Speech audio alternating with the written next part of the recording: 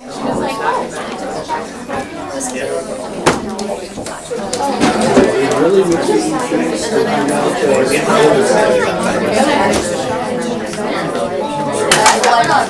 right, it is 6 o'clock,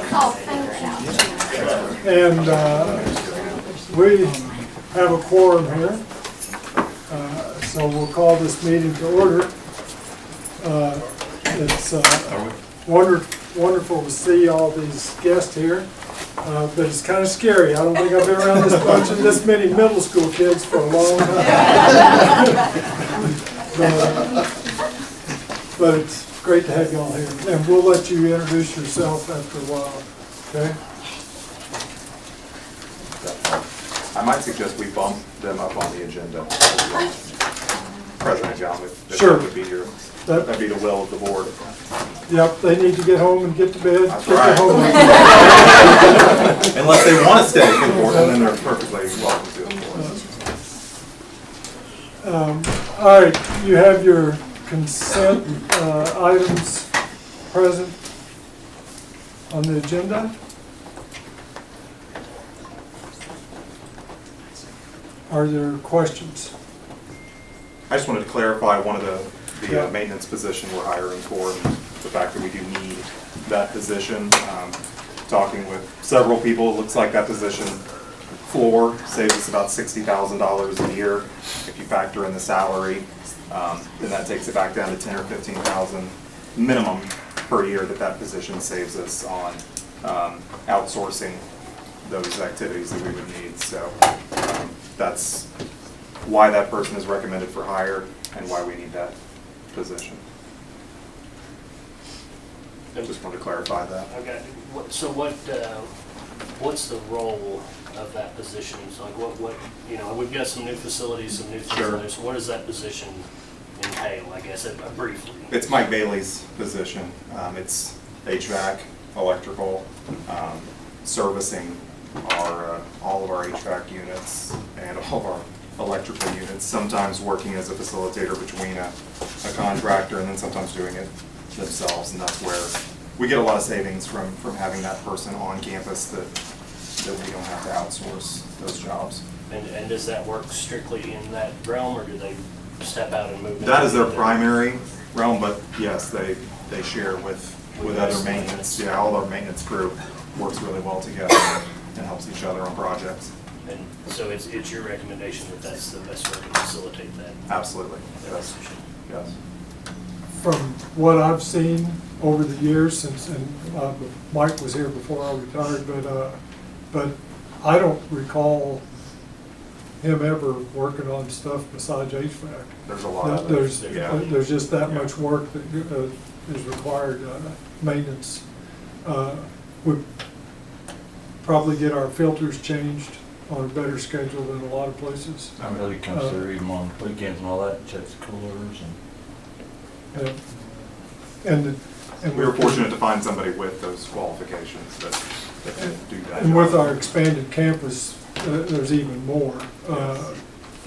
And he was involved in evaluating that system over there before we took possession. He's been a valuable asset. Are there any other questions concerning the consent agenda?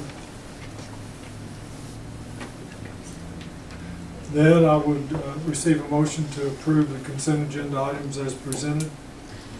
So much. Second. Motion's made and seconded. Any further discussion? All in favor? Aye. Opposed? All right, moving on to administrative reports. Yeah, I've got some opening statements, but I think it would be a really good time to hear from this huge crowd of middle school students that we have. So we may, if that's all right with the board, bump them up and let them kick off the evening. Let me pull up here. Made an excellent presentation. Do one of you want the clicker? Who's in charge of this group? Haley. Congratulations, Haley. Voted president of the group. Good evening, everybody. Thank you for giving us the opportunity to talk to y'all and tell you what we are and what we do at the Willow Springs Middle School. We are student leadership. We are at the Willow Springs Middle School, like I said. We are held high to be good examples and to show other kids what a student leader is like in the hallways and how to, make somebody's day maybe, or put a smile on somebody's face through your day. Some characteristics that we have: we are responsible and organized. We are willing to go the extra mile to get our work done and to get it done proficiently. We strive to be the best example we can, and we work together as a team, and we like to talk things out. We are a person of high moral, and we are very responsible, and we can be trusted. The way that you can get signed up or put into student leadership is at the end of the year you will sign a application form, and you will fill out a few questions about what you think you can do for the team and the school, and then you will give 2 of these pages that you have to give it to 2 teachers, and they will fill it out and say what they think you can bring to student leadership and what you can do to help the Willow Springs Middle School. So, our projects. We have done multiple things around our school and for our school. The student leadership groups work to improve the climate and culture of Willow Springs Middle School. We want the middle school to be somewhere where the teachers and students all enjoy and want to be there. We also just try to make it a better place and a more enjoyable environment. This year we have done many things, from socials, door decorating contests, cleaning up around campus, and even celebrating National Bubblegum Day. So some of our experiences are: we did a homecoming parade float. Our theme was Sorry Not Sorry. We had fun building it and worked hard to make it look good. We also did a Thanksgiving food basket where we all chipped in and brought something and made a basket for our family and our community.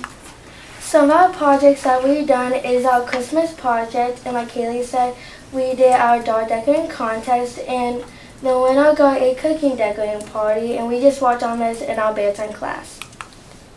We also did a campus cleanup where we just went around our campus to just pick up all the trash to just make it look nicer. And at Christmas time, we also just hang lights around the building, and then one time we just wrote inspirational quotes for our staff and students on the sidewalks. We also do the fall and spring socials. We usually have cornhole outside.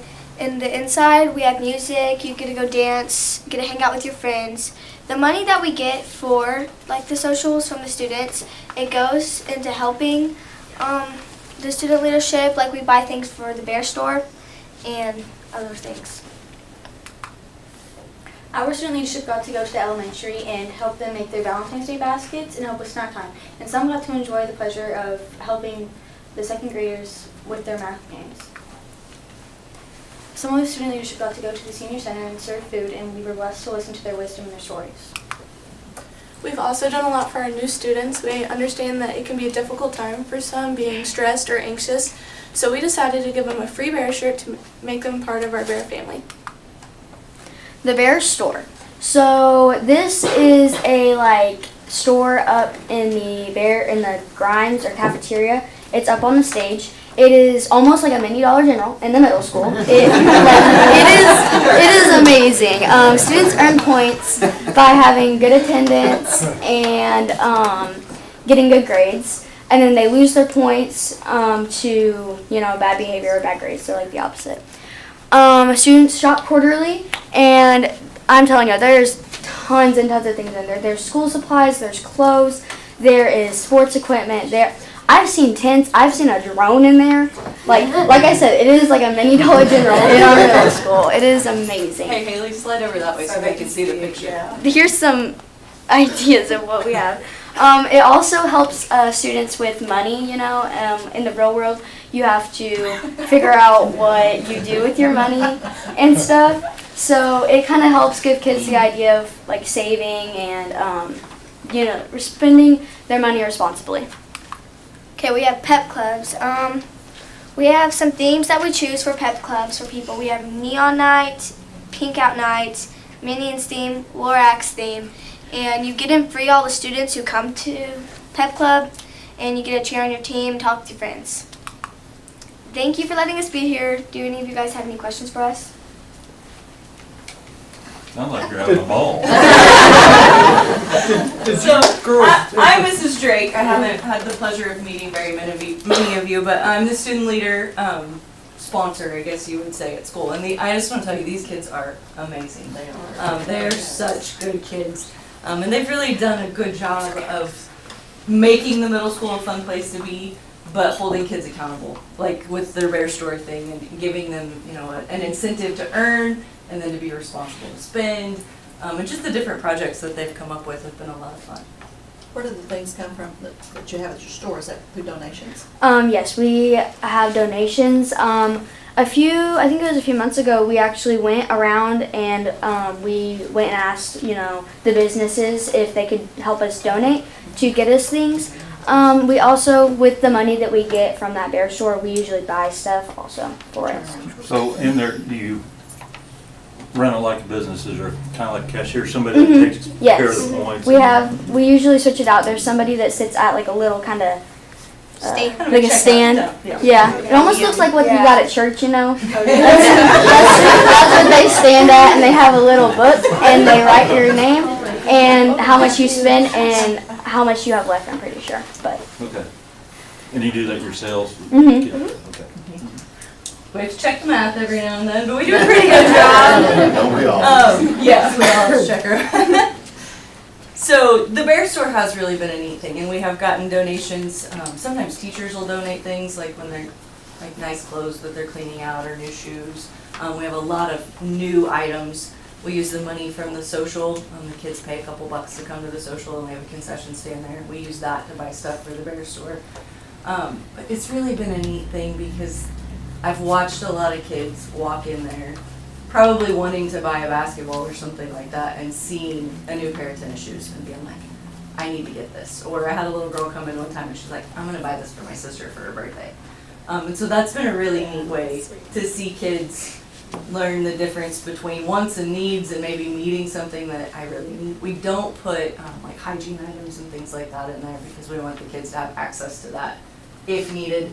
We get that through Miss Henry or something like that and take care of that. But some of those extra things, and we've even had a gal over one day that came to me and the whole sole of her shoe was gone, like just gone. And so we went in and got a new pair of shoes out of the Bear Store without spending points for that because clearly that was a need that she needed met, and so we took care of that. And that's been a really neat opportunity to do some of that stuff for our student body. Thank you. I'll check that. Did you girls introduce yourself before we started? no. Oh, this close. They did when they were practicing. Would you do that? Yes, sir. My name's Haley Davis. I'm Hannah Rothman. I'm Kinsley White, and I'm Kaden Sam. How about the I rest think of they all, them? they got your reference. We got a whole slew of them over Yeah. here. My name's Janessa Cunningham. I'm Addison Lawson. My name's Rachel Russell. I'm Kayla McKee. I'm Avery Foster. I'm Addie Kelly. I'm Izzy Sweeney. I'm Mookie Jackson. I'm Devin Moore. I'm Jaden. Jaden. And there are a few of them that couldn't make it tonight, but we have a really, really good group of kids that helps You with do. us. Absolutely.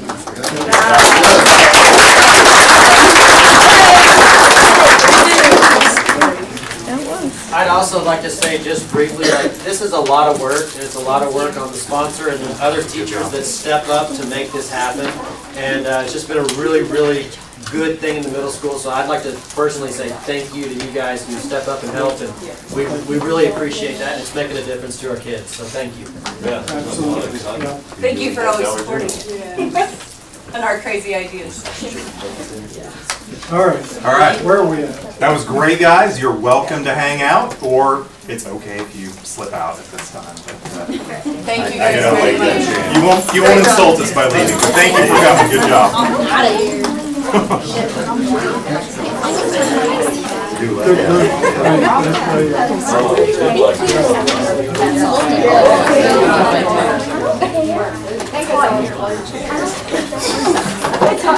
Very happy. Yeah, good job. That was great. I'm glad they were all here.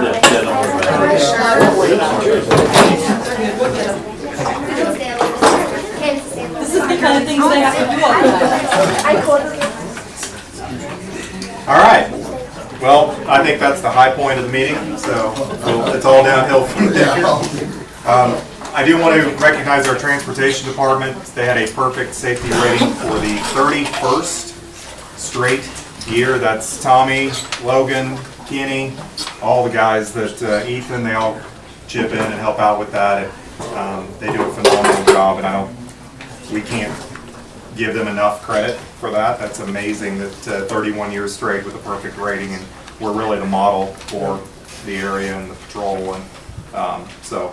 That's the state inspection. State inspection done by the patrol, yeah.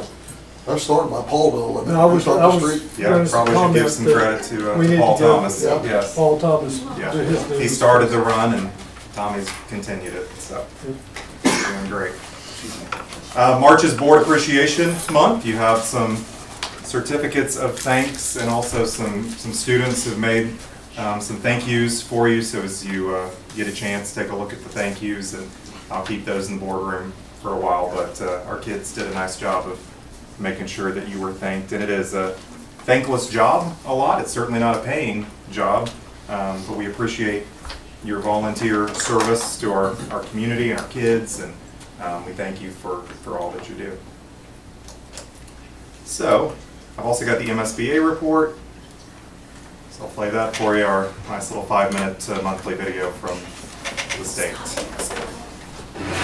Welcome to the March edition of the Missouri School Boards Association Board Report. We begin this month with a focus on school finance. With very real concerns of a government shutdown in March and uncertainty in general with federal funding, there are a few specific actions districts should be taking to claim federal dollars. MSBA's Senior Director of School Finance, Linda Quinley, explains. Hello, welcome to this month's board report, and this time we're going to talk a little bit about finance with you, very specifically focusing on what's happening at the federal level and state level related to some of our primary grants and funding. So just a key piece of information for you to know is that the recent halts or slowdowns or possibilities of those on our federal grant dollars was not about our entitlement grants like Title I and special education. Those were really more about discretionary grants. And so while we were not concerned about losing those main dollar sources for us, we were concerned about loss of discretionary. The good news is that those have been lifted right now and all money is flowing. But we want to talk just for a second about how to help your leaders make sure that you're getting all of those revenues and what you do need to be watching. Our greater concern at this point in time is a possible slowdown or shutdown of the federal government, which would then slow down or delay significantly your federal program dollars. Help make sure that you are timely and consistently claiming those federal dollars so that if there is a slowdown or a shutdown, you don't incur any kind of a cash flow delay. The end goal is to have those federal dollars in your pocket as quickly as you can after you spend them, so that if something happens at the federal level and there is a slowdown or a shutdown, you've got your cash instead of the feds having your cash. Keep in mind that as you go into next budget cycle, their allocations will continue to come. The leadership in your district will be watching for those allocations and planning to fully use those allocations. Our recommendation is going to be to continue next year like we're asking you to end this year. And just be really intentional about getting those federal dollars spent early and claimed quickly. The best practice is to claim your federal program dollars at least quarterly, if not monthly, keeping the funds coming in soon after they are spent by the district. Make sure the district spends federal dollars first, saving state and local dollars to use as needed. Contact Linda Quinley for finance questions and watch the weekly and the MSBA website for updates and information about upcoming financial webinars. MSBA's spring virtual meeting was held recently and it featured Dr. Phil Gore, a former Seattle area school board member. Dr. Gore is also a nationally recognized researcher, author, and speaker on school governance. The title of Dr. Gore's presentation was Building a Culture of Trust. Dr. Gore said that building trust and the work of school boards is critical. School boards do matter when it comes to public education. In fact, we may matter now as much or more than ever. We are one of those last bastions of local control, local governance, and we are the entity that ensures we're creating a more democratizing student population and young adults to take our place in years to come. Trust is just as important or more important than it's ever been before when it comes to this work. In school board development, we often tell board members that they are stewards of the public's two most precious resources, their children and their money.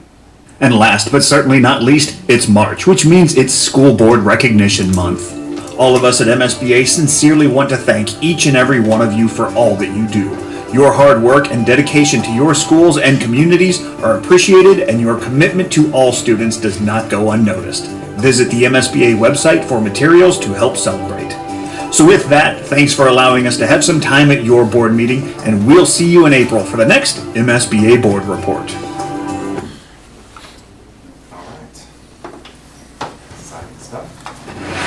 Welcome. And we do want to mention too, we appreciate our board, and we especially appreciated Debbie Bryan serving, and this is her last board meeting, and we will greatly miss her leadership on the board, and we appreciate you stepping up and taking that spot. Jeff is not here tonight, but we certainly appreciate him as well, and we'll have a new board in April, but you guys will be very much missed, and again, we appreciate you. Okay, for my part of the administrative reports, we're going to talk about open enrollment. That has always been on the back burner. You've heard me talk about that before the last couple of years. House Bill 711 is gaining a lot of traction. They're expecting it to be a really close vote in the House, and if that clears the House, it could come to Willow, and it could come fairly soon. It's a fairly long presentation. I'm going to try to get through it and shorten it up a little bit, but just jump in anytime you have questions, and we'll just kind of talk about it briefly. A reminder of our mission statement: to improve the quality of life for everyone through quality education. Open enrollment is a policy allowing students to attend public schools outside their residential district. There are a lot of states that do versions of open enrollment. Missouri is not one of those states yet. While framed as expanding school choice, this policy can undermine local school districts by diverting critical funding, increasing inequities, and creating instability in educational communities. In Missouri, open enrollment threatens to weaken the connection between public schools and their local communities, jeopardizing resources that support all students. And we'll get to some of the details. There are a few other open enrollment bills, but the main one to focus on right now that has a really good chance of passing is House Bill 711. It was voted out of the Rules Committee, debated this week. In fact, I think they started this afternoon, and they're expecting a vote maybe by the end of the week. So it's a timely vote. Like past open enrollment bills, it's expected to be very close. You'll recall a couple years ago where it was very, very tight, and they're expecting this one to be close as well. So what's in the bill? Some general provisions. It creates a voluntary program, but the word voluntary is in quotes there because districts can decide whether they want to participate or not, but nothing in the bill precludes a student from leaving their resident district. So even if you don't participate, you would still have students leaving, but you couldn't accept anybody. So they're basically setting it up to where you have to participate. So to be clear, if District A decides not to participate in the program, that does not mean that a student from District A can't leave to attend another public school, District B, that is accepting students under the open enrollment program. The only way it would work is if, like, say the SCA got together and said, we're not going to participate in the program, which works until the star quarterback wants to go from Mountain View to Mountain Grove, or something like that. Then I'm just being hypothetical there. Well, yeah, I'm sure that doesn't include Arkansas in that either, like Mammoth Spring or correct. Like that. Yeah. Thus, every school district could potentially be impacted by the bill. So who can participate? The bill permits the district to limit the number of students that you can accept and publish the number annually before November 1st. Districts can set criteria for acceptance of students, including number of students by building, grade, classroom, or program. So again, I mean, if we got a sudden rush of kids, we don't have staff to cover that, that would be a problem. So districts can restrict the number of transferring students to 3% of the previous school year enrollment. How is that K through 12? Yes, yeah, full district enrollment. Students permitted to apply to one or a number of participating so I mean, you can apply to several to get in. A student who accepts a public school open enrollment program transfer must commit to attend and take all courses through the non-residential district for at least one school year. So once you make your decision, you're committed for at least 1 year. Once that student is admitted, they're then permitted to stay in that district for the length of their K-12 schooling. So once you've gone, you can stay through graduation, or you can leave after a year.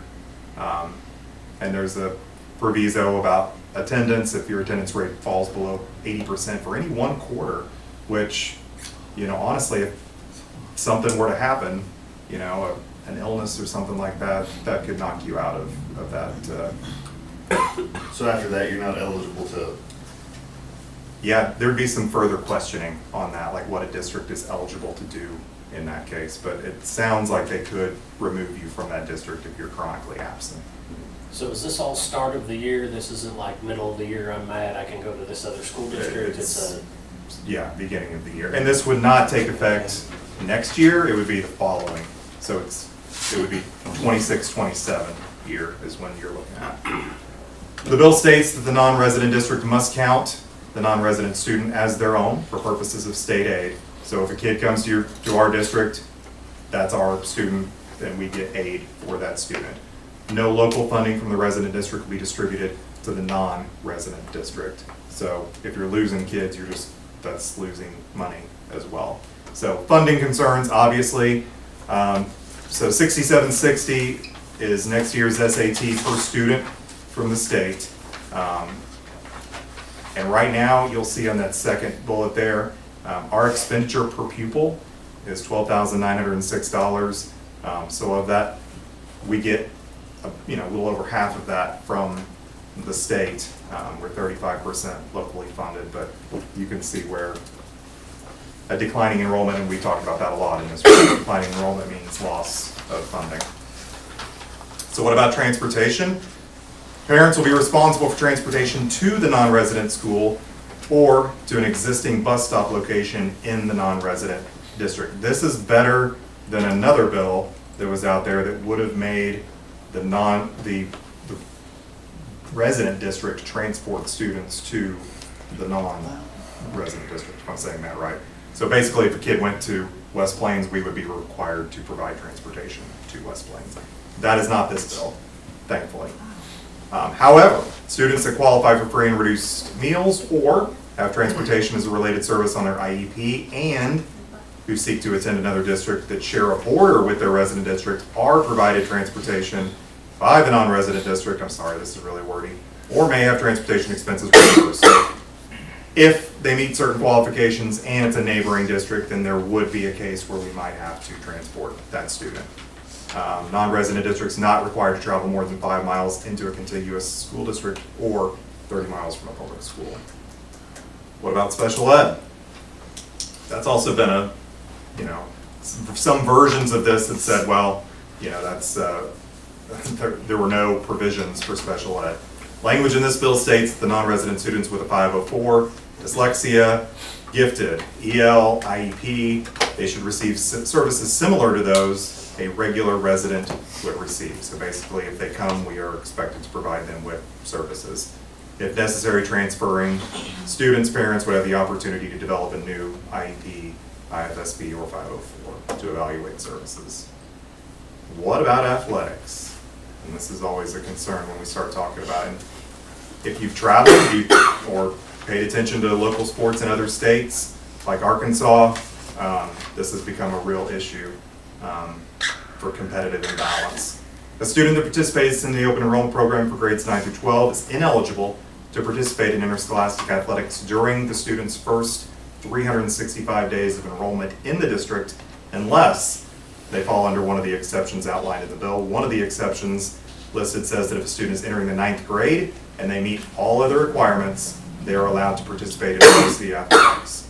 Current mission transfer rules would apply. So basically, if you've got an athlete that you're wanting to play for a different school, you need to get them there before they start high school. Or else if you try to transfer them while they're already in high school, you're gonna have to sit out a year before they play. So that becomes, recruiting into high school will become very, you can see how that would go. 8th grade scouting combines and all kinds of stuff. So how's that going to affect Willow? We've got lots of concerns. School consolidation is probably the biggest.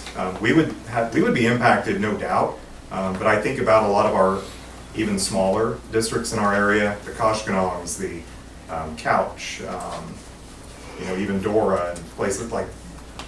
It's going to be hard to keep those districts functioning. District competition in funding, marketing, facilities, programs, etc. You're creating competitive recruiting for students. It's less taxpayer money spent on district students. It's less parent involvement, loss of community support when half of your students may not even live in your community. It's a financial planning nightmare because you don't know from one year to the next what kids are coming and what kids are leaving. Sports powerhouses, length of voluntary, and then further erosion of local control. So next steps, if you would like to share your opinions, stay informed on HB 711, share this information with anyone, and we have 2 local legislators that I'm sure would like to hear from you. Our very own Lisa Durnell is on that list as our representative. There's her contact information, and Brad Hudson's our new state senator, and his information is there as well. I'll share this with the board afterwards. But timing is essential on this. Again, it's probably going to come to a vote later this week or early next week. Well, next week they're on a spring break for the legislative session, but so it could be at the end of this week or soon this month. So there's your update. Good stuff. Jeff City. Good stuff. That's good. Yeah, well, good information. Yeah. And I have one other thing before we get to. No, I didn't. That's it. We're ready for the reports. And the administrators really wanted to start with the student update. So. Which is really sad because I actually don't really have a lot to present to you guys. We got second in science and math relays. I think within the high school. Yeah. Obviously, the middle school did a really good job tonight. I thought they did amazing. They are amazing students. I do with them every month, and I enjoy our little yap sessions we have. I didn't talk to the elementary, but knowing the mind of an elementary student, I'm sure everything is A-okay. But other than that, that's it. Thank you, Tony. Double back, just make sure everybody heard, we took second in the SCA math and science relay, Yes. correct? Which is not first, but not bad. But hey, it's Not close. bad. I think we were 16 points behind there. There. Speaking of open enrollment, no. All right, who's up next? It's not, why was there a white space?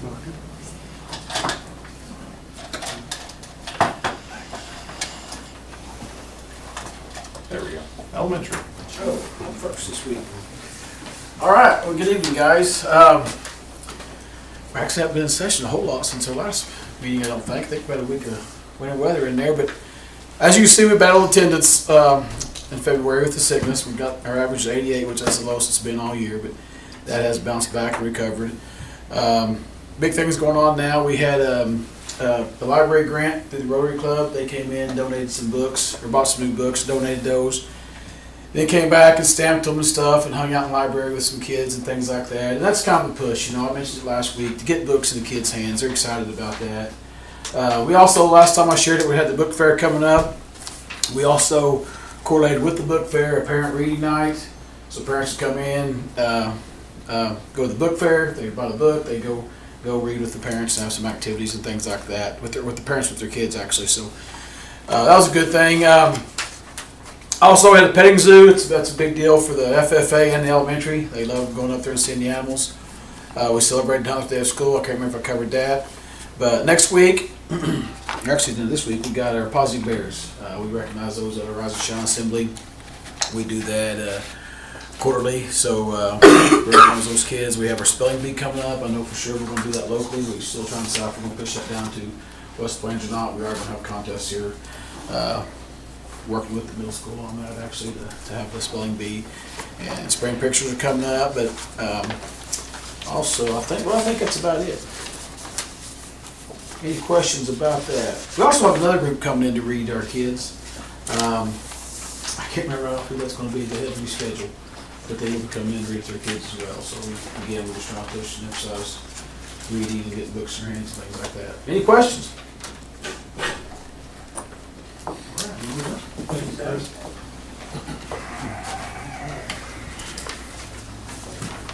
So middle school, I think that this number here is a lagging number. We had a few leave there about semester time, and so I think that was a lagging number. We've had several come in. We had a few more come in, so I see that really just kind of being a wash still, hanging out right around 350. Our overall attendance was down though. We've had a lot of sickness here. Hopefully we're, like Mr. Ryder said, we're recovering from that. A few things that have been going on there in the middle school. We've had a tornado drill. That went really good. That took place this last Friday. We started our iReady testing for our final benchmark testing that started this week. And then we also have a staff meeting coming up this week. Third quarter ends. We did push the third quarter date back a week so that we could accommodate some of those snow days that we had. Just give teachers, kids a little more time to get some grades in, and hopefully that reflects the true length of the quarter there. And then Ms. Holt is going to be taking kids who read a certain number of books on a field trip. This is an annual event that she does, so kids that qualify for that, they'll be going on their field trip. I think they usually go to Springfield, they go to Barnes & Noble and do some neat stuff. So I know they always look forward to that. And as you heard about the Bear Store will be open for students near the end of the third quarter, and they always look forward to that. So we're excited about the Bear Store. We're going to have another Deer Day on 3/19, and that is that last day before we go into spring break.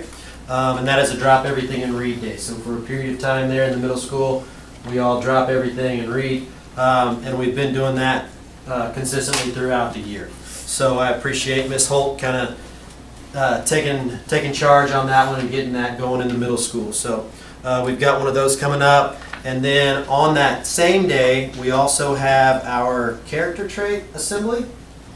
And that's where we recognize our kids for the various traits that we want them to exhibit in the middle school and kind of acknowledge them in front of their peers, and that's always a good assembly.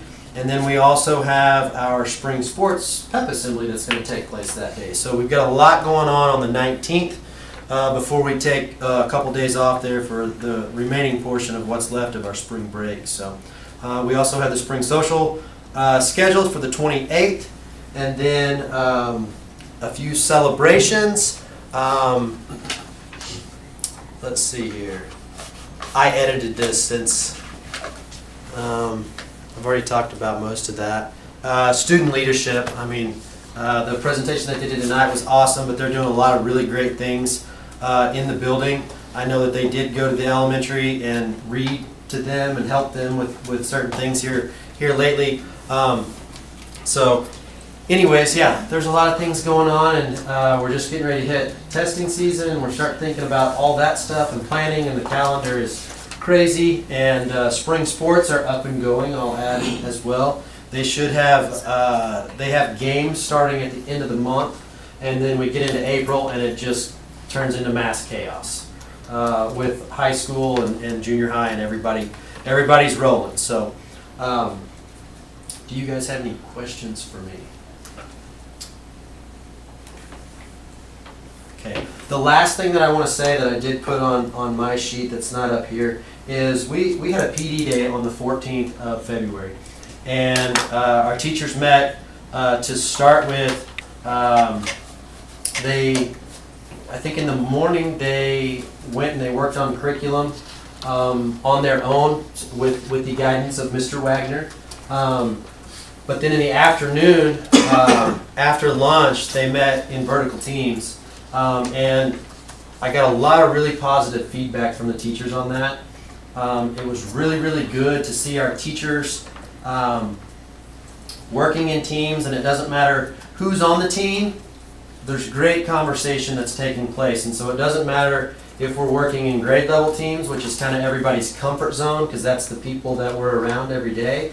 But then when we bust up and we go into vertical teams and we start working with grade levels above us and below us, just the conversations that were taking place there, really, really good to see that. So thanks to all the staff for working hard on that day, and I appreciate all the work that they put in. So it was a good day. Any questions for me? Who knew you had a Dollar General all this time? Yeah. They really are everywhere. We don't let him shop.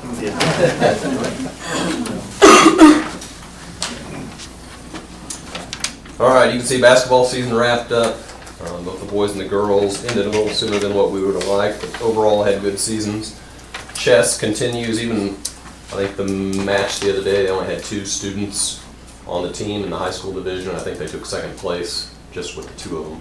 So chess is doing some good things. We had FFA week, which they still have their flag flying on our flagpole. We had to postpone it a week because of the snow days, but we got FFA weekend. Miss Patton took some kids down to Somo Tech to tour the Vo-Tech, for those that are interested in possibly doing that next year. Our sophomores took the pre-ACT test, all of our sophomores.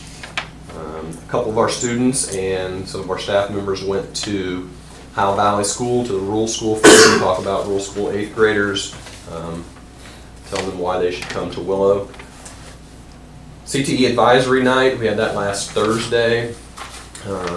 Each of the CTE programs has an advisory group that they talk with about what's going on in their program, how they can make that program better, and it was well attended. Had some good conversations with people from the community. Friday I got to go to a legislative luncheon since Dr. Spence was not available. Lisa Durnell, Benny Cook, Brad Hudson, and Matthew Overcast, who's from the Ava area, were all there, and they talked about House Bill 711. That was the big topic, and one of the things that was brought up was that says 3% of your kids can leave for now, because once it gets in, we know that number is going to increase. So they put it at a low number to try to get it passed, and then once it's there, that number will increase. So that it'll have a big effect on things. Spring sports are kicking off. We have ACT testing coming up for our juniors. EOCs start March 31st, so that's coming up. Senior signing day, April 2nd. This will be our 2nd senior signing day where we celebrate seniors going to college, getting a job, going into the military, just like your traditional college signing days. We do that for all the kids. We get the backdrop out. We invite their family to come, take pictures, and it was a pretty neat thing last year. So we're looking forward to that. FCA week's coming up. April 10th, we have the KY3 weather tour will be here in the gym. That'll open up at 4 o'clock. They'll kick off at 5 o'clock. So they'll have a bunch of stuff going on, giving away bicycle helmets. And they also told us that our kids can live stream it. We talked to Tom Mass and said, hey, we've got this program. And he said, shouldn't be a problem. He said they'll shoot clips for the news, but they don't live stream the whole thing. So our kids will get the opportunity to live stream that event. So that should be something that's pretty neat. And then March 26th is Howell County Day at the state legislature, sponsored by Lisa Durnell. And I think Mr. Knapp and I are going to take Bear Ambassadors and Student Advisory Council up and let them experience the legislature. So looking forward to that. Toby's going to go with us. So should be a good day. Any questions? Yeah, we're down 30 kids since the first year in high school. In 11th grade, there's 12 11th grade. A lot of them are going online. Some of them are going online. Quite a few of them. How are we telling this? What are we going to do to stop the outflow? regain these kids or find out why the kids are leaving. Oh, we asked them why. But we gotta do something. Yeah. Well, and I'll let Mr. Schmidt answer, but that's gonna be a future board meeting that, I mean, we're working on how we But 30 address kids that. is a huge loss. I know some move, some go, whatever, but still 30. No, and we That's- hear that, and we are working, that's, We understand we'll bring that. that to the board here in the next month or two to kind of talk about what we need to do and how we can help that number stop the bleeding a little bit. Most guys. Yes, we have conversations on that. I'd be happy to visit with you about that, but not all of them are going online. There's a lot of them that are moving, and there are definitely things that we're working on, trying to do, and some things we may be asking you. Can we do this? That will help. Look part of the conversation. Yep, absolutely. I've got a question. Yep. It's not near as controversial. I don't think that was controversial. No, not at all. No, We want to address it. It just takes 30, you know, then you see 11th grade, 12. There's something happening there that needs to. Well, some of it's a cultural, I mean, we're not the only ones that No. are seeing that, I know and we do exactly. need to address it. Something we And need to get ahead of. we gotta figure out, okay, what can we do? What can parents do? I mean, how can we work Yeah. together to keep I hate kids in playing school? catch up. Yeah, for sure. We do. So you're working on a plan and you'll be presenting to the board? Yep. Yep, absolutely. For the take place. Yeah, we've already been in discussion about that. Mine, ACT testing, is that college placement, or is that the purpose of that, or what is that exactly, does that do? There's lots of things it can be. It's a mark. You want to talk? That's one of our Yes. APR marks is ACT score by the senior class, and so they take the composite of that. So the juniors. They take it as a junior, but then it reflects their senior year in the APR data. Okay. But it's for college admission is what it's typically for, but there's also other things that you can look at. And some of our students that may not be college bound will take the ACT work keys. Some of that is, some of them may have an IEP that has that, or some of them say, I'm not going to college, this is what I'm going to do. And we give them, would you rather take this, or would you rather take this? So And not that- everybody takes, They take one or the other. okay. The majority take the ACT, but some of them take the This is ACT work juniors. keys. Juniors, yes. No, we pay for that, don't we? Yes. Is it a good, I mean, is it standardized testing, or is it a good indicator? Is it, something that is reflective of where the students are at, or? I think both. It's a standardized, I mean, it's a nationally standardized test, and we can see not only how we compare statewide, but nationally.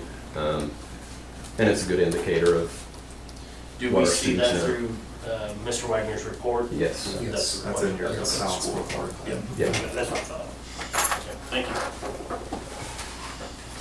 you. It also influences scholarship. Yes. doesn't it? Yeah. Yes.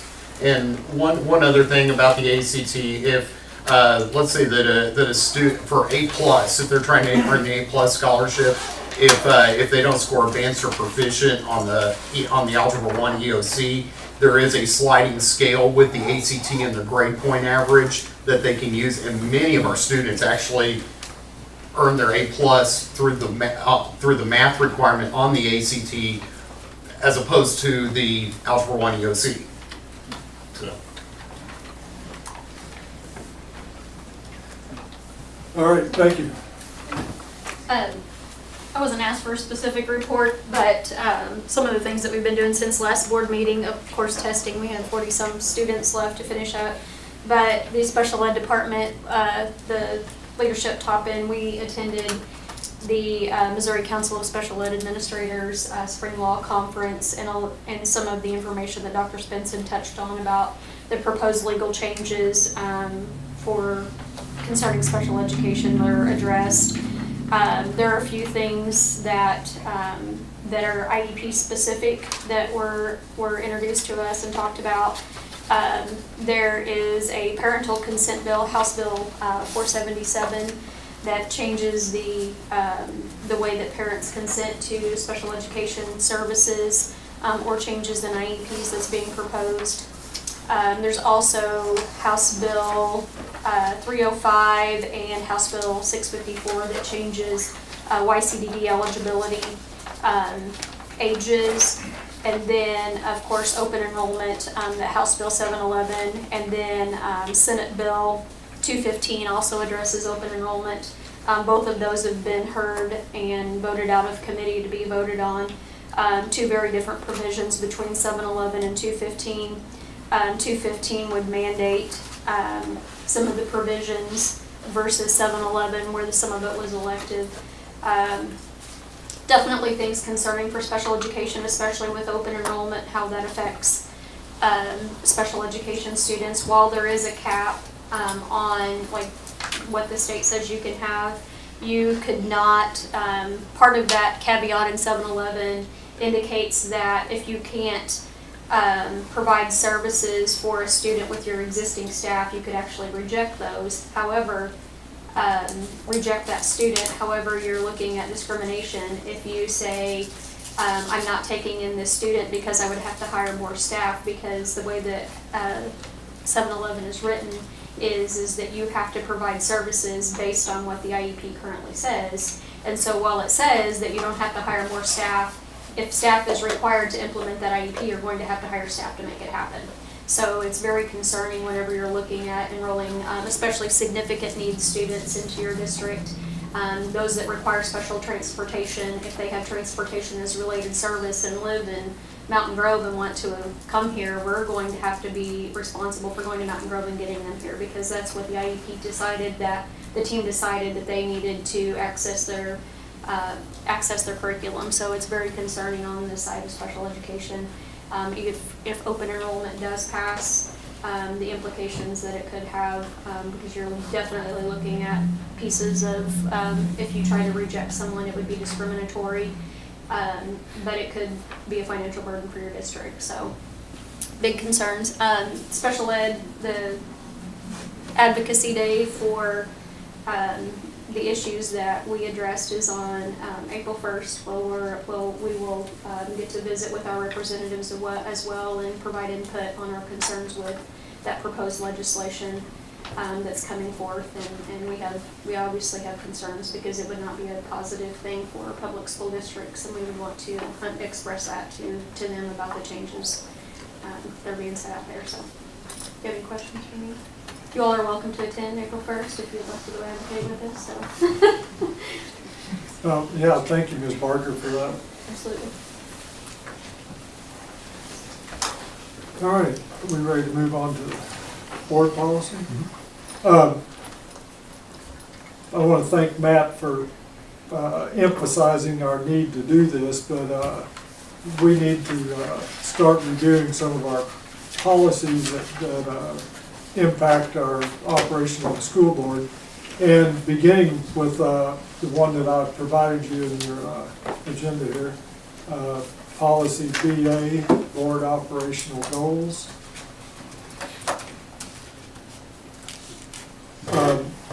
It's imperative that we become familiar with these, and to begin with, there's a lot in this particular policy here, but to begin with, I thought we could go down to the principles that are highlighted, that are bullet pointed there, and the first one and the third one I thought would be good to begin with tonight. The first one, interpret the educational needs and aspirations of the community and formulate policies and programs which stimulate the students in the learning processes. So, what does this mean? What's it look like?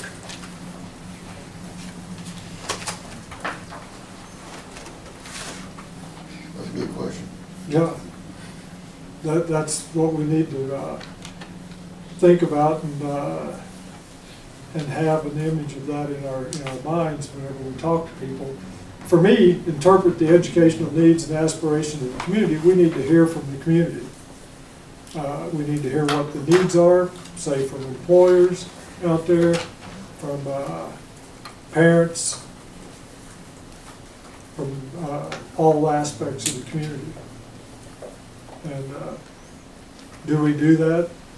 Not as much as we need to, for sure. We're open to hearing that. We say we are, but are we, actively seeking that information. And I'd be the first to say I don't think we're doing that the way we should as a board. School probably does more than, that I'm aware of, but we could do more. No, we certainly could too. Formulate policies and programs that stimulate the students in the learning process. I mean, I think that's all there, but how involved are we in doing that?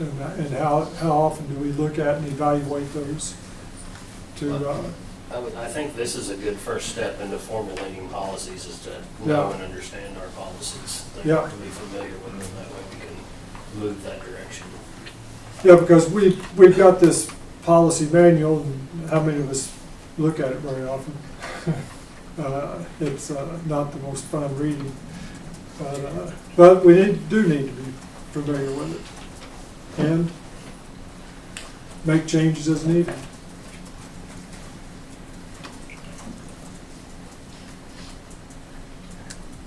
Well, unless you're talking about us interpreting it from the community, I mean, how do you do a survey? Is that what you're talking about? How you would gather all that information? That's one way, yeah, I think so. And then putting together, I know that the school does a lot of information gathering from community and parents and students, and putting all that together in a way that we, an organized way that we can put it all together and draw conclusions, or at least add to our information.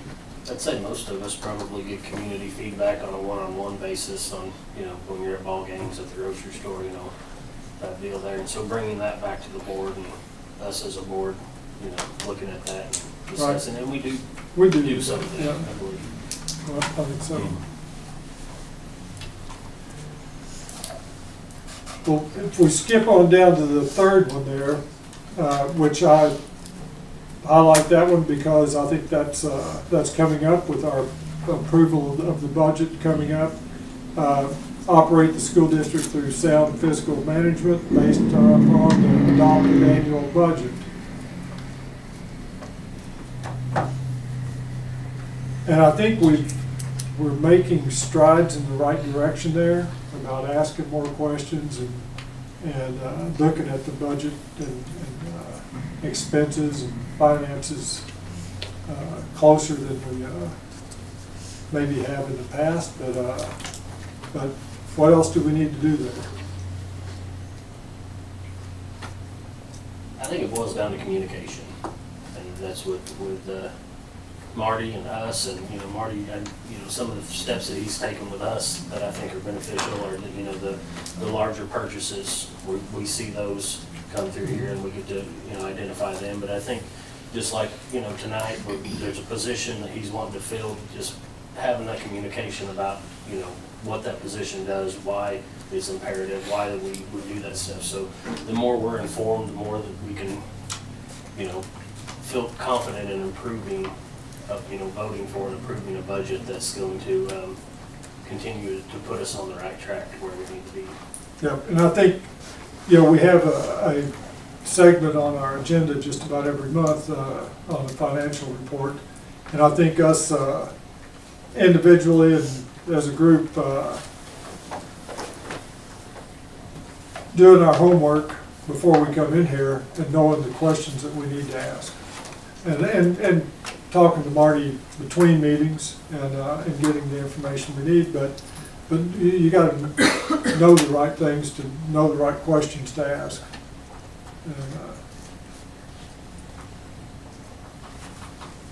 Is this a good time to talk about the finance committee and kind of what structure you would like to see? We could. With that, because that's something that we tried to implement to help with some of those more detailed and nuanced parts of the budget. And I think all of you have been on the finance committee from time to time. So how you guys would like to set that up? If it's a rotating committee, if you want to have those committees, if you want to have more work sessions, or what? I'm more than willing to do whatever the board would like. I think work sessions would be good. I feel like it's better as a board you know, because the input of the committee matters, but not what matters, you know, as the board as a whole. And sometimes we don't do as good a job, when you're on the committee, to relay that message to the board. And, but I do think the work sessions are, for me personally, beneficial. Because you get the input from everybody involved. Right. And this last finance committee meeting, we had 3 people fill in for all of us that were supposed to be there. But You did an admirable job. too. they were great. But there's some value in that, you know, the fact that it wasn't the same 3 people. Right. And but the work sessions would even do a better job of that. And I mean, I don't know if they'd be as regular as the committee meetings, but I do think they are beneficial. Another thing to consider on the work sessions, we want the whole board here, but a 4-person is a quorum. True. And it's a public meeting, and it allows us to conduct our business publicly, you know, where Right.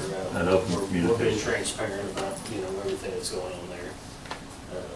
So if we have a work session, we can't get every single person there. If we're having them on a somewhat regular basis there, you know, we're a quorum with 4 people, not 7, but it's important to have the 7 there if Right. we can possibly do it. That coordinates with the policy we just went over.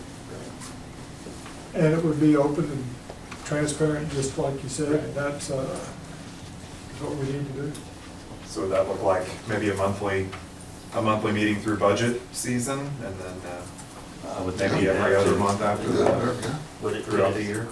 Could we have a work session an hour prior to the board meeting and just continue it on, or is that too long of a stretch, or, you know, or do we need to?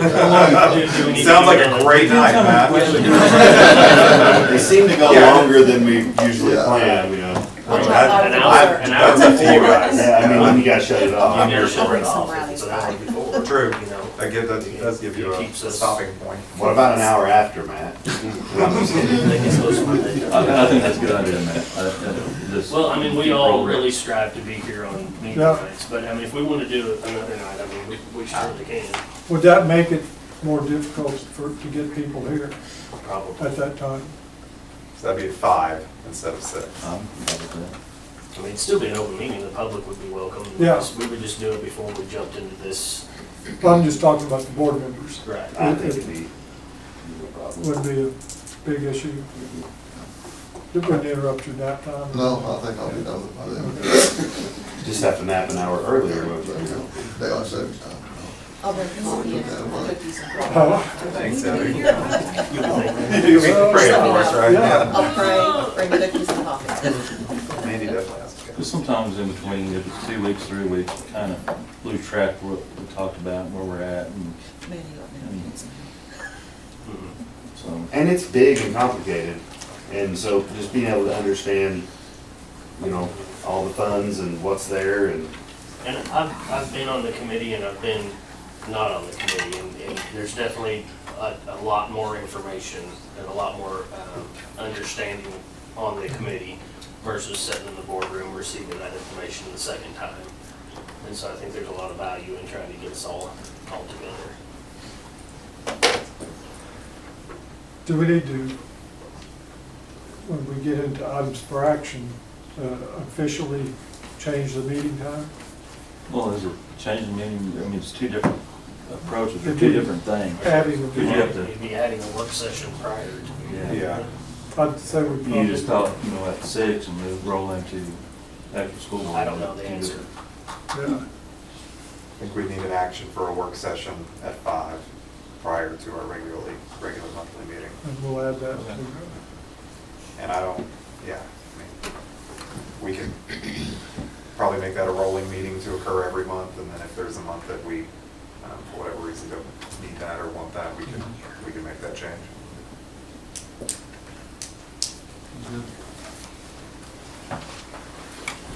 All right. So, perfect segue. for the next meeting, we'll continue with policy BA and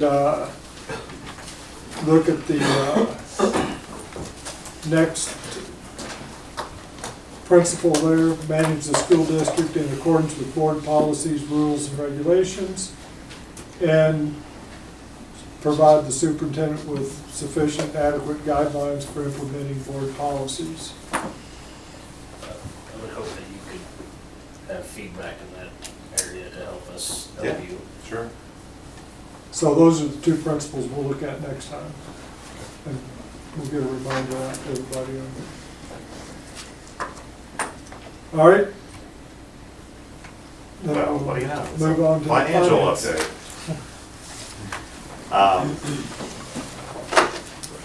I'll save some of this back since we're having a financial working session. And we Yeah, can no get more, need to do that. we can get more into the details. Just a couple of things.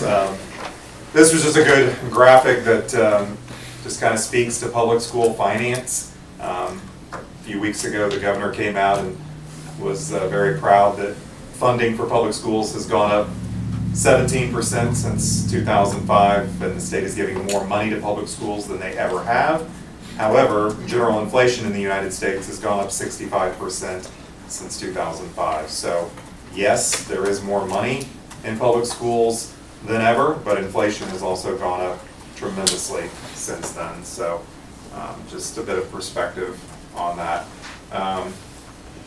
Also another item for just perspective, Missouri's current school funding formula makes larger, wealthier district schools, or school districts less reliant on state funding. Cutting state support for schools hurts rural kids and communities. So the percentage of funding from state revenues for schools with less than 1,000 students, and we're not less than 1,000, but we're pretty close. 38.8% percentage of funding from state revenue for schools with more than 5,000 students is 27.5. So basically that boils down to larger school districts do not have to worry so much about state finances than smaller schools do. We are very reliant on the state for our funding, and so when the state budget is impacted, that impacts Willow Springs tremendously. Trajectory report. So I shared this with the finance committee, and it's teeny tiny, and I didn't print anything out for you guys tonight, but we're going to look at this more in detail when we start going through the planning sessions for the budget for next year, but I just kind of wanted to give you a glimpse of what it looked like. The highlighted bars there, so that what this does, it goes back to actuals from 1920, not 1920, but the year 2019-20. I mean, we don't need to go back quite that far. Just waiting for somebody to see if You love that. I did. You nodded. Thank you. So actuals from there, and then we project all the way out to our current budget. We're in FY25 right now, and then come July 1, we'll be in FY26. That's the green column. So it takes our historical data, what we're at now, where that's changed, and then I've started putting numbers in for projections and actuals to give us a projection for FY26. So current property tax, that's kind of a fun one. It really, if you'll look back, you know, we actually went down in property taxes 2021, and then 21-22 it went up 7.7%, 8.3% in 22-23, and then it started going back down 4.1. This current cycle we're on 1.4, we're projecting 4.8 for next year, but we may need to adjust that as we get closer to July, but that plays a big part in our local tax effort. Down here, the next highlighted column is the state basic formula. And again, you can go all the way back and look at, you know, we got 6.4 million here, and that's been pretty steady. We've actually dropped a little bit in 24-25 to 6.3. We're projecting, because of that growth in SAT, that number I showed you earlier, we're actually going to bump up a little bit next year to about 6.5, getting close to 6.6, so a $250,000 plus in that column. I put in the CT programs grant just to show you that is right here, we always get a CTE grant from the state, which we split between our CTE programs. One, FBLA will get it, Ag will get it, so we rotate it around. That's the $25,000 there, and that's, some years we've gotten 42,000, and some years 27, but the 500,000, that's from the state that's allowing us to do all those projects with our CTE programs. And you guys toured the Ag building tonight and saw all the things that they're doing there. So Opportunity Hall and Innovation Hall, we're able to finish that. We're going to get the shop class moved into the old Ag facility, and then we'll start working on making the B building a special education building. So that's a big part of the reason we can do that. That's all revenue, no expenditures there. And of course, that's why we're $500,000 down in that column for next year, because we won't have that. That obviously runs out at the end of the fiscal year. And then one other column, well, two other, that I'll show you. So total revenues, down here towards the bottom, you can look, we were 12.9 back in 1920. COVID came along and bumped our revenues up nicely. I think 6.256 was the high water mark. We went down this year to 15.4, and then next year right now I'm projecting a small loss there. And again, those numbers are going to change as we get closer to July and we can start putting in more actual numbers. Salaries, these are for reoccurring salaries for staff. This is just certificated staff, and how much money we spend on teachers, and you'll see it was 6.7, 6.9. It's grown to over 7 million. We've had some staff reductions this year, so next year that looks like that will drop, and potentially may drop more than that. But obviously when you're looking at a budget, those reoccurring expenditures are important. And the last one I'll show you, because I know this is just really exciting stuff for you. Supplies. So these are just the big ticket items, the supplies that we have to have, things that you don't always know are going to come up, but do. Right now, we budgeted $2 million for supplies, and I need to check to see where we're at on that, but I don't think we've hit that yet, so we may be under that. But in the past, we've spent 2.5, 2.4. We've consistently hit around 2 million, but we've avoided a lot of large projects this year, so that's going to help that column out quite a bit. So this is something that I'll pull out as we look towards planning for the budget for next year, and we'll keep those numbers updated as we go along. But that was the main rock of the financial report for tonight. Any questions about any of that?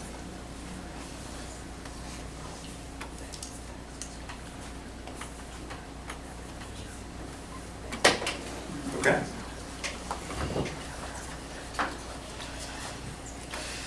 Next.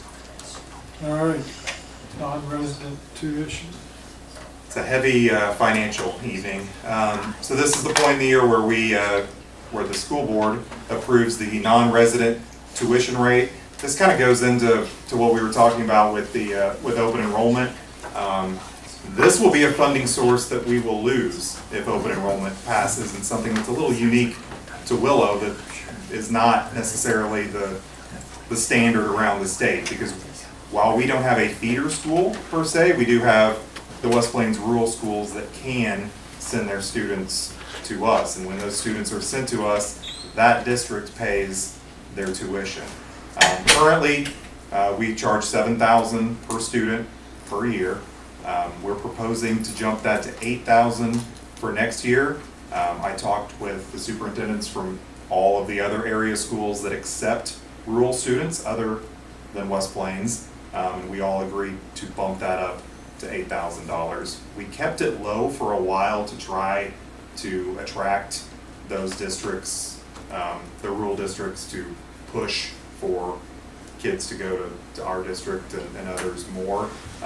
But over the last several years, we're not sure that that's really making an impact. And so we all feel like it's time to bump that tuition up just a little bit. West Plains' tuition is $9,500, so Same thing for West Plains, they're getting those students that are coming to West Plains in those districts, like Howe Valley and Fairview, are giving $9,500 to West Plains for every student that comes. So it's still a better deal for that district to send their students to Willow.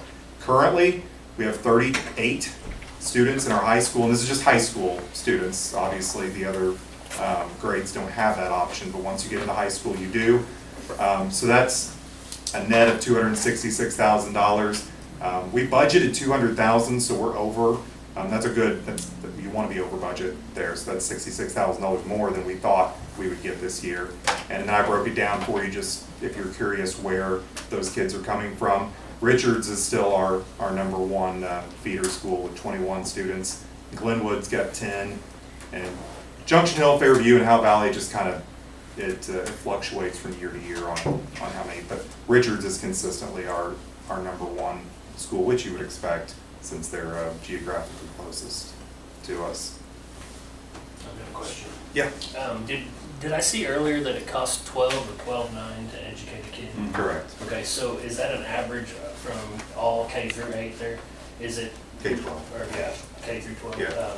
So is it more expensive on the lower level or higher level? Are we closer to that number at 8,000? It's a good question, Matt. I'm not sure. I'm just curious if it's cheaper to educate I mean, at it's the high school level or not. Maybe, but it kind of depends on the student. So we essentially. Because that's every student then they just average all of that out. So, but when we get 8,000, we're behind 4,000. We're still behind, in sure. educating that student. Yeah, and I can, Desi has a calculator for figuring enrollment, and it's gonna figure, we'll be over 10 grand is what they would think that we should charge, but obviously. Was that 12,000 here or the state average? Here. That's here, That was here. that's all our average. 12.9? Yeah, I believe so, Okay, yeah. so you're looking at close to 5 grand. Right. Yeah. Some of those costs are gonna be there whether you have additional students or not. And so some of those costs, Yeah, I know what you're saying. Yeah. You're talking about you're gonna have lights on no matter what. Right, and that factors into that, but it's not really, right, affecting and, that student. yeah, and Like We- the kids you transport, the kids you don't. Yeah, Because of- yeah. And, I mean, this is is this the largest number of students we've had from rural schools? It's the largest I can remember. It's pretty big. Pretty good size. And in the past, like previous, from 10 years ago and before, we didn't have that many students from the rural schools. So we could absorb those numbers real easily with the staff that we had on hand. Whenever you start talking 38 students, that is more of an impact, and it's going to possibly crowd some classes, but I would guess that we can still absorb those students without having to add staff. Yeah, for sure. Yeah. Yeah, and it goes against the narrative a little bit too, that yes, we are losing students, but there are still students that are choosing to come. I'm always, especially as a high school principal, I love seeing those kids choose Willow over other districts, so we're doing something right. Especially with 4 starters on the basketball. Yeah, that helped that year. Need some more Scotty Osborne. Yeah. What did you say, how will open enrollment affect that, or will it affect this? So open enrollment, if that happens, then those students would just be our students, and we would receive the state aid for those students, but we would not get that tuition paid by the district, right? The tuition, so a kid comes from Richards, we're gonna get their ADA, because they're our kid now, but we also get their tuition from their district, or we get partial ADA on them. Yeah, that's what, so does it really cost us $5,000 for the kid then? I mean. Probably not. Well, I don't think we get that state aid on them, because the resident school gets that aid. Oh, yeah. Yeah. That's true. Yeah. It'd still be the resident. That's how they're able Yeah. to pay us the $8,000 or $7,000 or whatever. Yeah. So they get the state aid and then they pay And they us. pass, Right. they pay us. Right. Yeah, sorry. So they, You'd lose about $1,200 a student if the open district wasn't it? With open enrollment though, didn't it say that the aid would follow the student? Yes, Is it Johnny? it would be Appreciate you different guys. with open Yeah. enrollment. Probably. I haven't seen the open enrollment explanation of students coming from K-8s. We can get that for next time. Yeah, Go into a little more detail. but they get more money than well. I'll Yeah, find out. they're paying more than just the state aid that they're getting, yeah.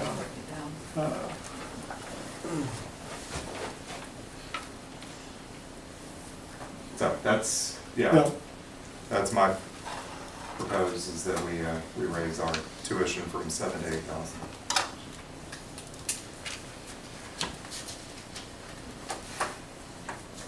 Ready for the calendar?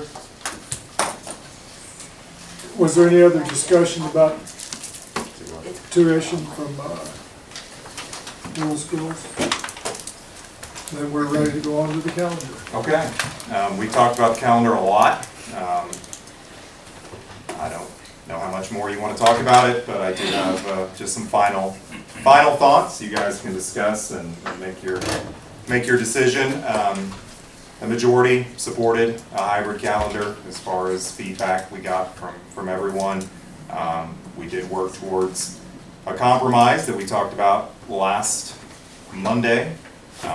We want to be future focused with staff and student recruitment, especially as we talk about open enrollment and teacher retention. Flexibility, committed to exploring scheduling options in the fall. I know block versus traditional scheduling has been a big topic of discussion, and just want to reiterate that administration is very committed to exploring all of our scheduling options this fall and making sure that we have a schedule that fits the calendar.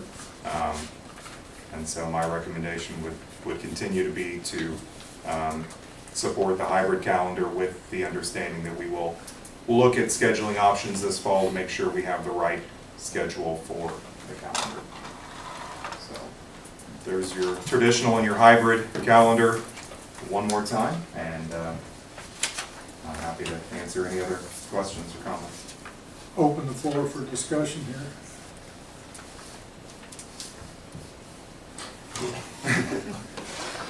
Well, I'll go ahead and say my little, and as Marty said, a lot of this has already been said, so I'll try to skim over some of it. As I said last Monday night, I think most of the board had three main concerns with the hybrid, with the days lost to construction, early start time, and block schedule.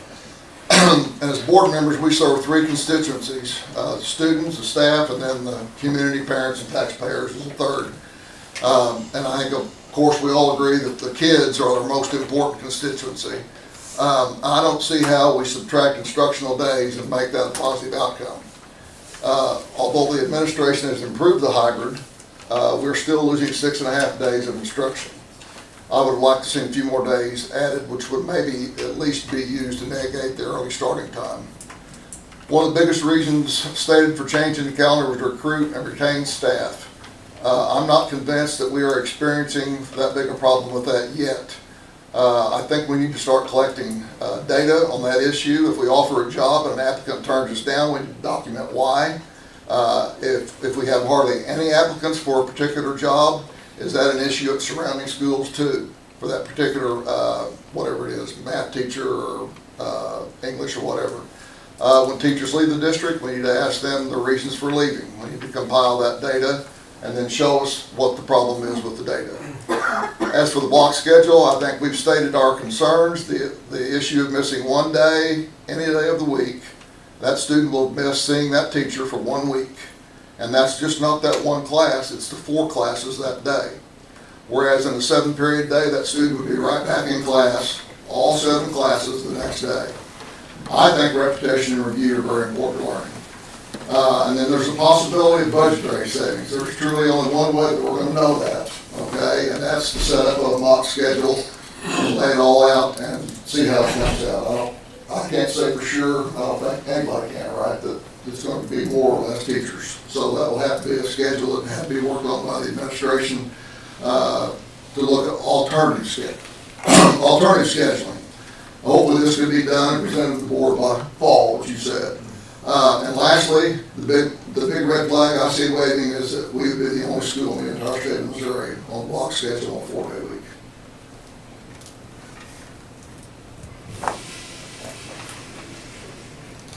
I've got a couple things, they're not anything new, just like Coach there. You know, it's presented as a necessary recruitment tool. I think that this school will end up on some form of hybrid schedule, especially if the school choice or whatever, open enrollment comes together. We're gonna have to look at every possible way to try to bring students into this here.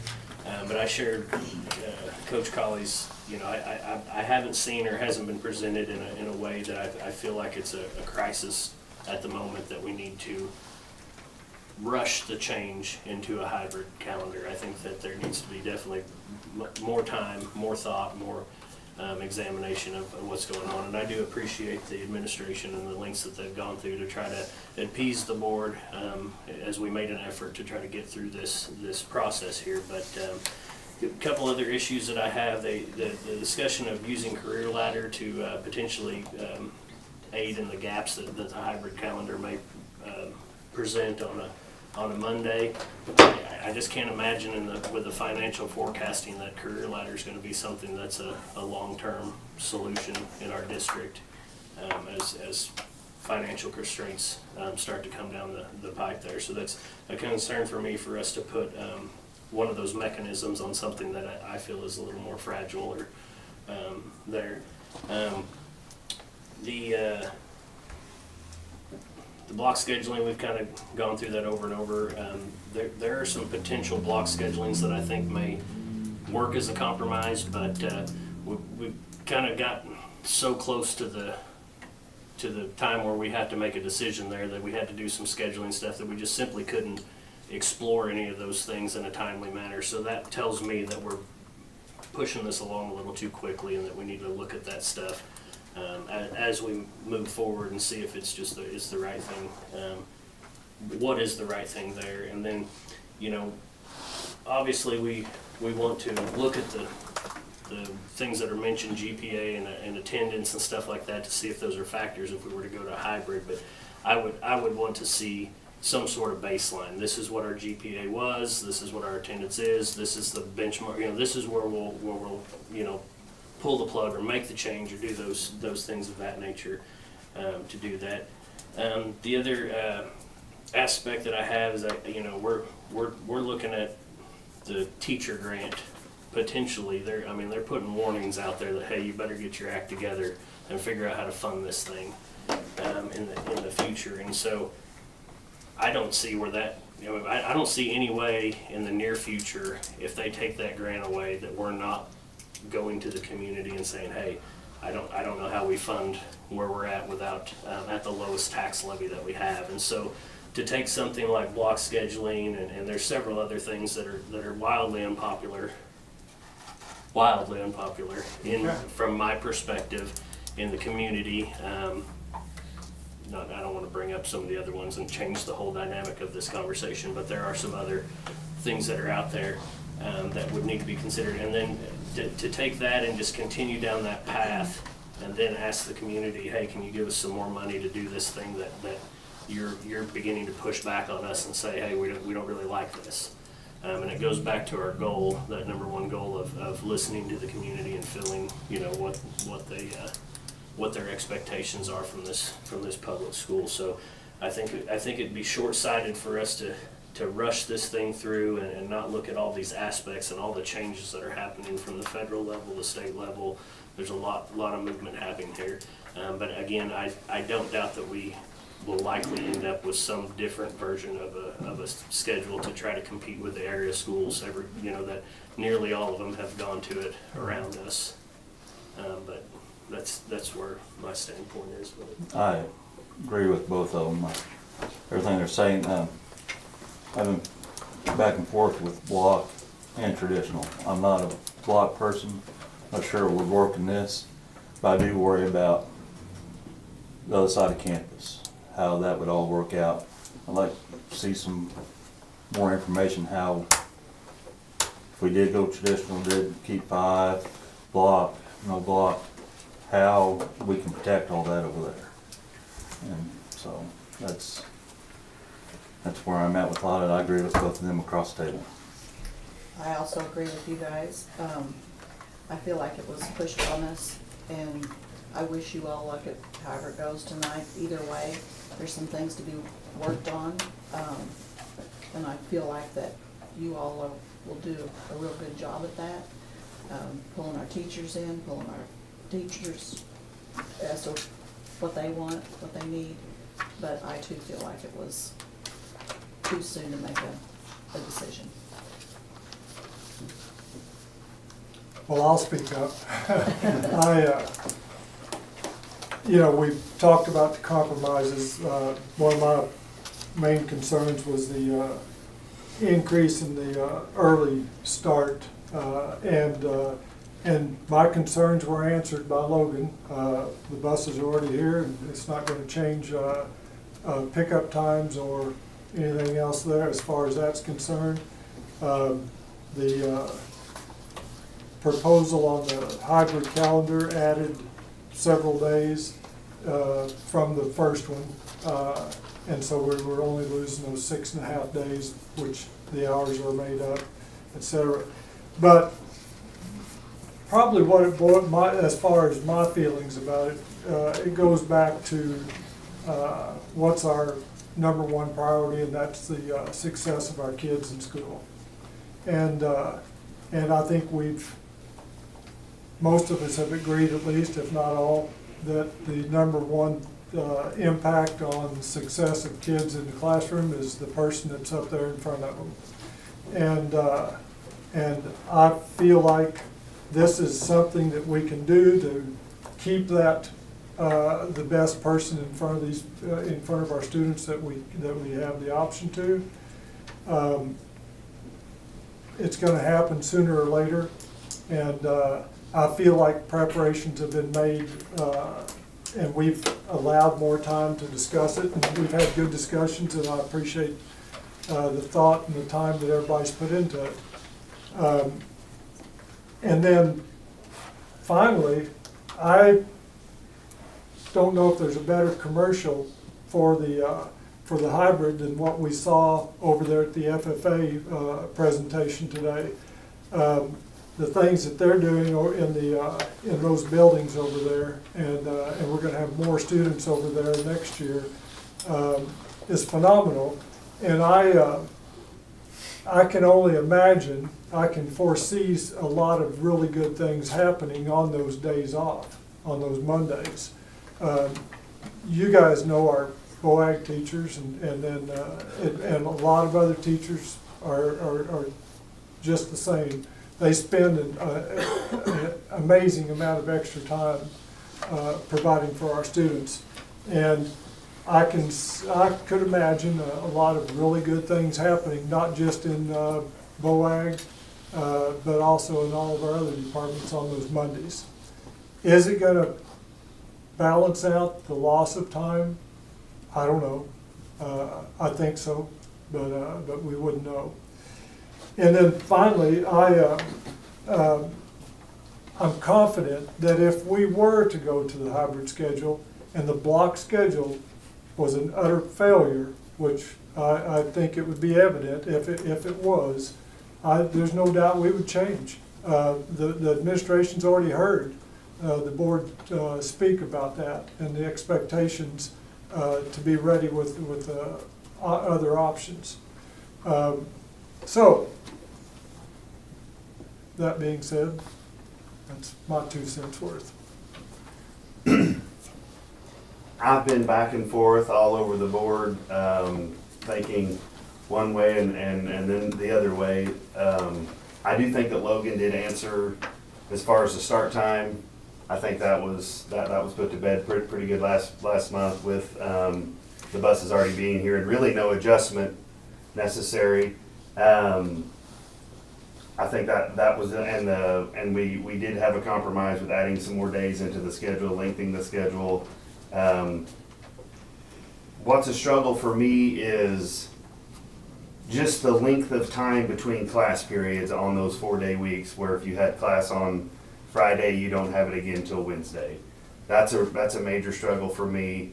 I think all of the benefits that we talked about, teacher retention and recruitment will all be necessary, and I agree with what the guys said, and you all too, that it's inevitably a direction I feel like the district's probably going to go.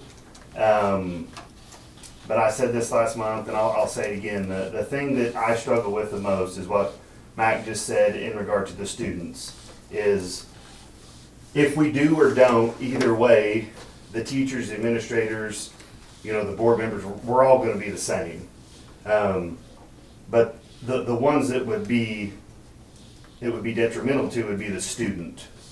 And the fact that we would be the only district around on a 4-day week with block scheduling, and I don't know what's best, but I don't know that huge length of time between class periods on a regular basis would be beneficial to the kids. So if we do this for a year, we've got, I got a daughter getting ready to be a freshman. I don't want her to be behind, and I don't know that she would be. And I don't know what parameters or what benchmarks we look for throughout the year to say, hey, this isn't working. And I do feel like, and I understand the fact that I didn't think about this till last month, and Marty said this, or Dr. Spence said this about, it's kind of late to change graduation requirements and all those kind of things. And we do have a unique district with its size and where our buildings are. But I just can't get over the length of time between class periods, and our students would be the ones that would, be possibly falling behind because of that. Toby, you want to say anything? Sure, I'll say something. I feel like the link between classes, going off what Scotty said, if anything, I feel like that would give the kids more responsibility to get caught up on their work. Maybe, and I know the people I go to school with, so giving us an inch will take it a mile, and I know that. But if you give us just a bit of more of responsibility to take care of ourselves, that's why we did the whole advisory scheduling thing. We schedule our own advisories, we go to the teachers we know we need to go to.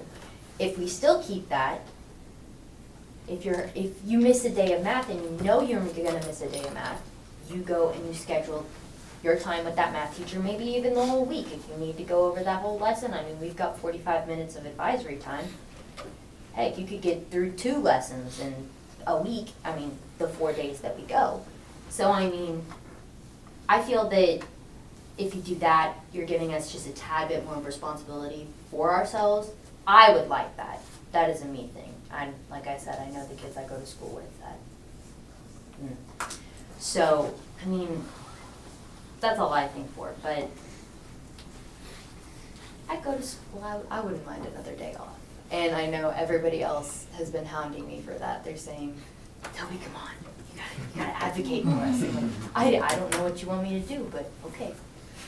But that's what I think. Appreciate it, Toby.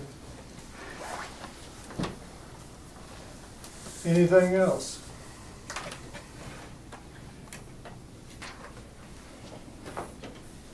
All right. Comments from our guest? I have some. I'm sitting there where you guys have said. I have issues with Mr. Gum's comment about if the block scheduling with the hybrid schedule, if it does fail, ultimately fail, as you put it, our children is the one that suffered. And you can't get that instruction time back without holding them back or something. So I have huge concerns with the hybrid with block scheduling. Also, if you guys are using it as a retention tool or an attraction tool, whether it's a 5-day or 4-day, it's up to the administration and the board to make this an attractive place to work. I don't think you're losing people to the 4-day hybrid schedule as far as teachers. It's up to you guys to make this an attractive place to work. That's all I have. Thank you. I just have a quick comment, and I think it really demonstrated the last conversation with with, when Coach Colley said about the block scheduling. You know, there's a terminology to be on the bleeding edge or be on the leading edge. I'm not sure in education you want to be in either of those two. If we're the only school in the whole state that has both a hybrid schedule and a block, I don't think you want to experiment, because even though I hear and I believe that the administration would make an adjustment, I don't know how you would make an adjustment in the middle of the year. That's the only downfall to that, is you don't have a preset plan now on what that adjustment would look like and how to revert back. And it's very difficult to revert back once you started something. And so I think it's really putting, the kids at risk that are coming into that in the first year, or the freshmen, or, even maybe seniors that are trying to graduate and get off track. It's very difficult for the intern that I have when you guys missed school, and now I missed 3 days with her or 4 days with her, and she comes back in and I'm like, okay, what are we working on this week? And it's been 4 days. So I'm sure they're experiencing the same thing in the classrooms when they have that. And it would be, worse if you're missing a day plus whatever days they've missed, so. All right. I actually do have one small comment. On the note of, is a 40-week attractive to teachers, there is an article from KCUR, it's the NPR station out of Kansas City. They did an article back in October covering an independent school. And the 4-day week was the most attractive out of all of their teachers that they had hired. Nearly 2/3, I believe it was 27%, was the percentage that were attracted primarily because of the 4-day week. It was the highest percentage among all of the answering teachers. So,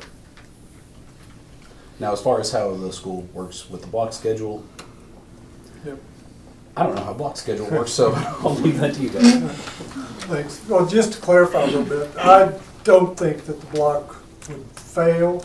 I think, though, that if there were data points, for example, student achievement, attendance, etc., that dropped, and it was determined by the board that, hey, this isn't working the way it should, that the administration would make changes.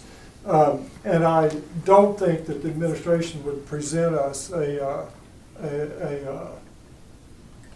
option of the hybrid calendar with the block schedule if they weren't sure themselves that it would be a success. So it's my confidence in them that I guess that I speak favorably for it. I'll just follow that up briefly, that there's been some pretty big dramatic gloom and doom type comments. We have operated out of a block since the late 90s, and we're talking about a handful of weeks that would be added.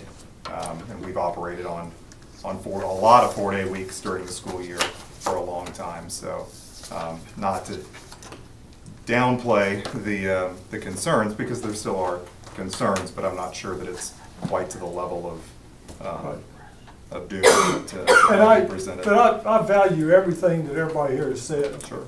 Nobody here is, speaking without giving this a whole lot of thought. So just because we might disagree doesn't mean that anybody's wrong. It's just, but I appreciate the thought and the time that you guys have spent looking into this. Mr. Gum, I do have a comment as a guest, as a parent in this district. I guess I have two comments. First of all, I'm not a voter in this district, and I don't have an iron in the fire when you're talking about people that vote for school board members. But I do, I've felt this from the initiation of this proposal, is that when you're talking about soliciting comments from the public and from the community and how important that feedback is, I do agree with public feedback, and that comment is very important. I also feel that the people in the community, they express their voice when they go to the polls and vote for school board members. And sometimes that's how their voice is heard, is that they go vote for the people that they think are going to make the decisions that represent them. And I know that in smaller elections, such as school board elections, the people that show up to the polls are the majority of your teachers in this district. They're the ones that show up to the polls and vote for the school board members to be elected. It's not a lot of the community members that you may catch in town and country. It's your teachers that show up and support you all in the positions that you're in. Like, they're the majority of your voter turnout. I do think their voice is very important. I'm not saying that everyone else's voice isn't important, but I think that's a lot of the reason why you're sitting in the seats that you are, is because whenever they think that good people are gonna be here making decisions for them, they are the people that show up for you. And I know that usually April elections, there's not a huge voter turnout, but I would bet you that every teacher that lives in this district that can vote are at the polls making those decisions that they think will impact them greatly. I, totally support teachers. I've been in education a long time, and I feel like that's very important. I do feel like my second comment, and I don't know if it contradicts it or not, I don't think that the reason that people are leaving this district is because of the hybrid calendar or I don't think that that's the reason people are leaving this district. And that's just my two comments that I have. Thank you. Any others? All right, then we're ready to, I think, to move on to items for action. So, calendar is first here. A motion would be in order to approve the. You're gonna have to tell me which one you want. Yep, Yeah. you're gonna have to name the calendar you want. Name your calendar. So how are we making the motion? The standard 5-day calendar or the hybrid calendar. I'll make a motion to approve the standard 5-day calendar. I'll second it. Motion's made and seconded. Any discussion? All in favor? Aye. All opposed? Nay. Motion is carried. Now, we're moving on to the 25-26 tuition rate. Motion would be in order to approve the tuition rate increase to $8,000 as presented. So moved. Second. Motion's made and seconded. Any further discussion? All in favor? Aye. Aye. We also need to do the work session prior to the Right. meeting. So, a motion would be in order to set the start time for the work session, financial work session at 5 o'clock, previous to the next board meeting. So moved. Motion's made, Second. seconded. All in favor? Aye. Aye. All right, I would now receive a motion to adjourn to executive session. So moved. Second. Seconded, roll call. Aye. Aye. Aye.